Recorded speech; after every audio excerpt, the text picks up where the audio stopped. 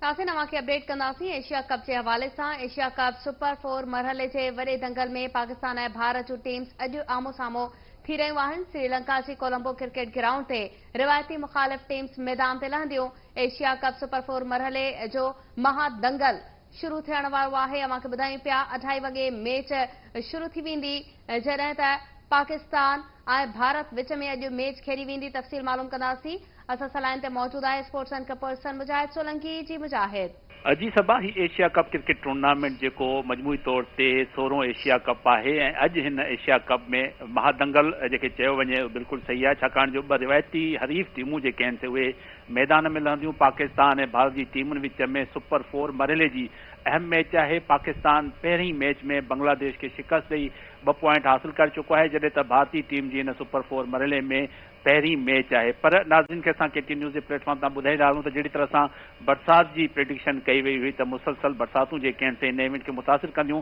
तो गुज़िरियल ॾींहुं बरसात की प्रेडिक्शन हुई, पर गुज़िरियल ॾींहुं बरसात न पई। अॼु भी जेकी अमरीकी वेबसाइट है उन ते जेकी सूरत हाल है मौसमियात खाते पारां जेकी जारी कई हुई है अमरीकी कंपनी पारां, उन पारां चयो वियो आहे त सुबुह जो 10 वॻे खां 2 वॻे ताईं कोलंबो में बरसातुनि जो जेको इम्कान है उहो 50% खां घटि आहे, जॾहिं त 3 बजे खां 7 बजे ताईं जेको बारिश जो जेको इम्कान है वो 49% खां 66% है। जॾहिं त उन ई वेबसाइट ते चयो आहे त शाम जो 7 वॻे खां पोइ बरसात जो इम्कान जेको आहे वधीक वधी वेंदो ऐं 69% ताईं बरसात पइजी सघे थी। त मुसलसल सॼो ॾींहुं बरसात जी प्रेडिक्शन आहे ऐं हिननि ॿिन्ही टीमुनि विच में अहम मैच है। मजमूई तौर से अगर असां इन्हनि ॿिन्ही टीमुनि जी कारकर्दगी के ॾिसूं त एशिया कप में मजमूई तौर से 18 मां इंडिया 9 मैचिस खटियूं, पाकिस्तान 6 खटियूं। 3 मैचिस जो नतीजो साम्हूं न आयो। तव्हांखे यादि हूंदो पहिरीं ग्रुप मैच भी बरसात सबबि मुकम्मल न थी सघी, जंहिंमें भारतीय टीम 266 रन स्कोर कई हुयूं ऐं अॼु ॿिन्ही टीमुनि विच में इहा ॿी मैच है ऐं सुपर 4 मरहले जी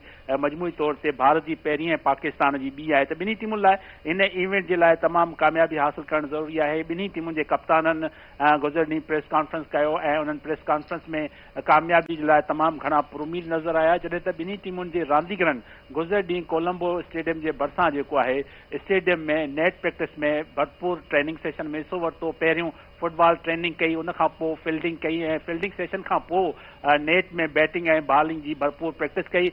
केएल राहुल है भारतीय टीम जो, वो फिट थियण खां पोइ टीम में आयो है। जसप्रीत बुमराह पुट की पैदाइश के सबब पहिरीं मैच न खेॾियो, उन खां पोइ वो ॿीहर टीम के ज्वाइन कर चुको है। तो मजमूई तौर से भारतीय ऐं पाकिस्तान की टीम के ॾिसजे तो ॿई टीमूं बहितरीन रांदीगरनि ते ॿधल आहिनि ऐं हिन वक़्तु दिलचस्प ऐं सख़्त मुक़ाबले की उम्मीद करे सघिजे थी। जी सबा। मुजाहिद सोलंकी तफ़सील ॿुधाइण लाइ महिरबानी।